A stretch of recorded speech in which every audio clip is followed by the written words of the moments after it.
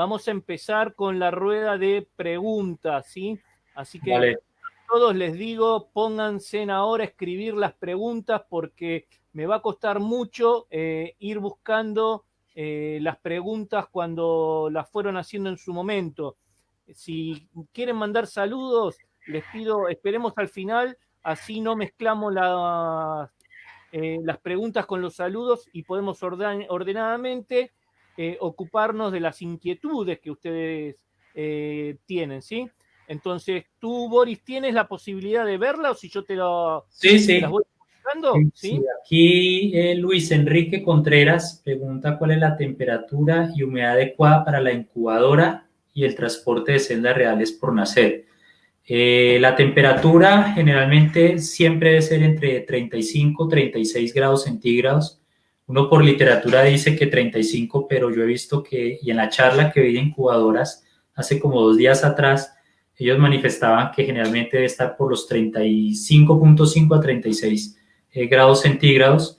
Y la humedad siempre debe ser del 64-65% de humedad. Entonces, esas son como las condiciones ideales. Las Bueno, celdas reales, cuando se transportan, siempre yo aconsejo que sean celdas reales de 10 días, porque me permiten cierto tipo de manipulación, son muy resistentes al movimiento.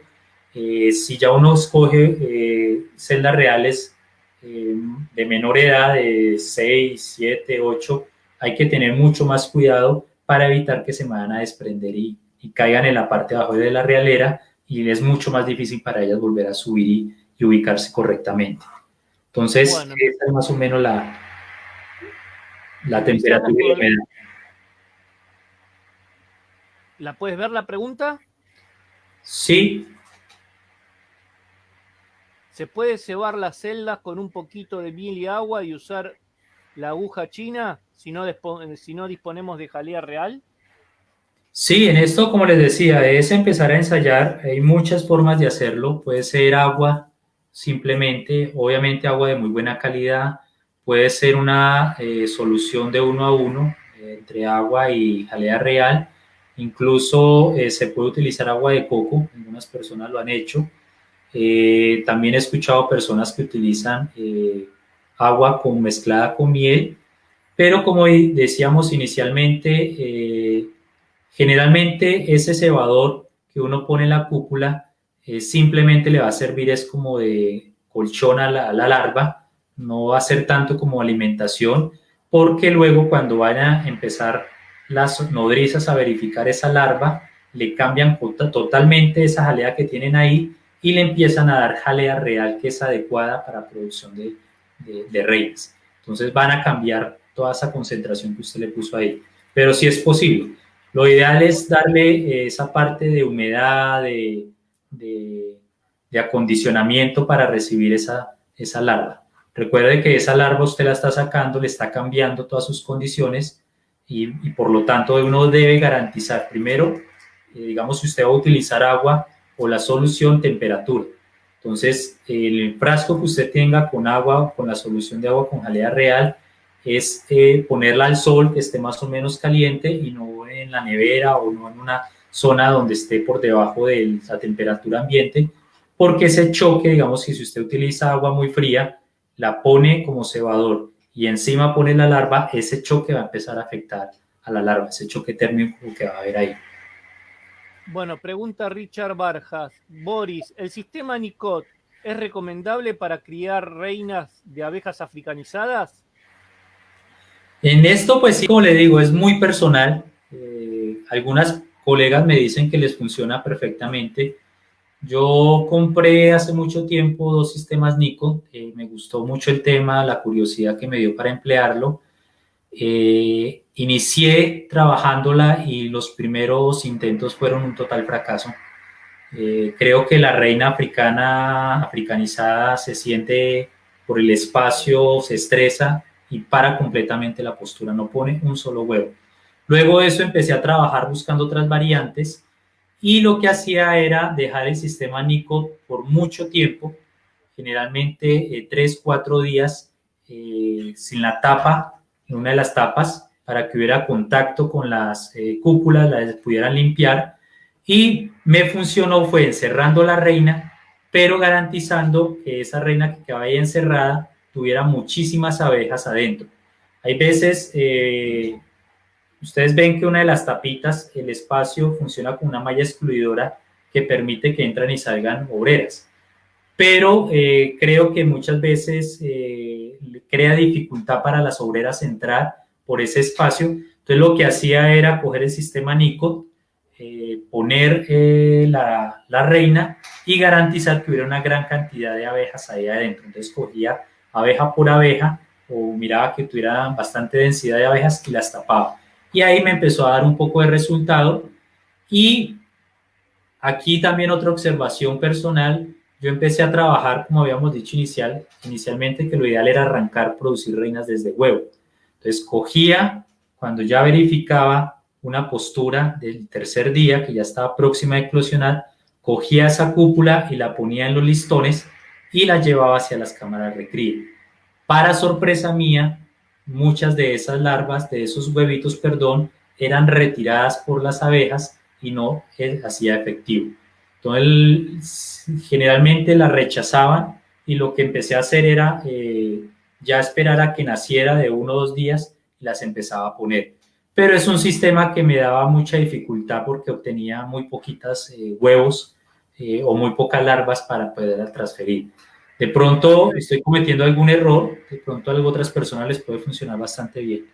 Bueno, a ver, Boris, la cantidad de abejas nodrizas en relación a las celdas en una iniciadora para garantizar la cantidad y la calidad de jalea real. Por Sí. ende, la calidad de las futuras reinas. Digamos que en este tema no interesa, es dependiendo del módulo que ustedes van a utilizar, de si es una cámara de cría o si es un núcleo.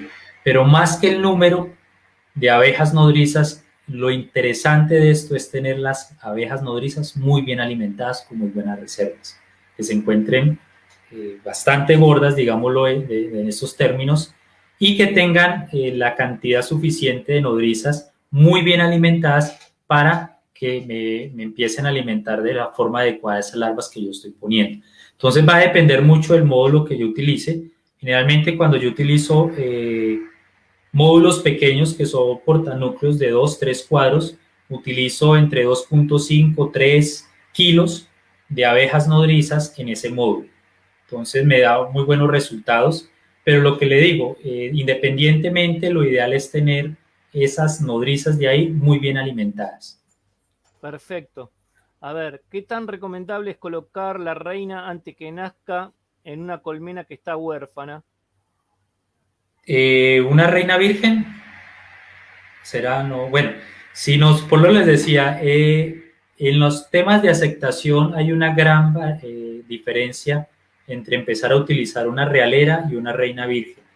Generalmente las tasas de aceptación son más amplias o son más altas utilizando realeras. Estamos hablando de que está por encima del 80%. Incluso hay casos de casi el 100% de las realeras que yo instalo, casi todas me fecundan efectivamente, pero con las reinas ya nacidas, reinas vírgenes, sí he tenido ese problema. Y muchas personas lo que hacen es que apenas nazca la reina, ahí mismo la introducen. Entonces, cuando uno observa eso, o sea, recién nace la reina y usted ya la instala hacia una colmena o un núcleo de fecundación, incluso las tasas de aceptación se bajan aún más, porque son reinas que no han alcanzado su edad madurez, no tienen todo el componente de feromona y es más rechazada personalmente, ¿no? Eso es lo que yo he podido observar.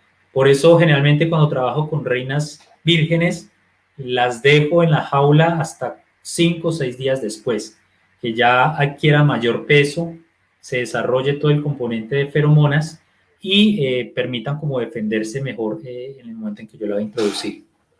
Bueno, esta pregunta es mía, ¿sí? Viste Sí, que vos mostraste un método de hacer celdas, poner celdas abiertas, ¿sí? Cría abierta en la parte de arriba, vamos a llamar colmena vertical y otra horizontal, con la sí. excluidora tanto para vertical como para horizontal? ¿Cuál te dio mejor resultado? Generalmente la mejor para mí es utilizar horizontal, la malla excluidora horizontal con doble cámara de cría. Da muy buenos resultados, da un número adecuado de celdas, que eso es otro tema que no toqué. Generalmente lo que uno debería hacer es, de momento, para obtener reinas de muy buena calidad, es utilizar un número adecuado de cúpulas. Yo personalmente prefiero trabajar entre 25 a 29 cúpulas por cada módulo que yo voy a trabajar. Algunas personas les meten hasta 40, 50, pero creo que la distribución de la jalea real en 50 larvas que uno transfiere, pues se empieza a notar que tienen que hacer el esfuerzo de alimentarlas con pequeñas cantidades. Entonces prefiero trabajar números muy pequeños de 25 o 26 cúpulas para que sean adecuadamente alimentadas. En todos los sistemas, el que mejor resultado me da es utilizar doble cámara separada por la malla excluidora o utilizar el núcleo orfanizado.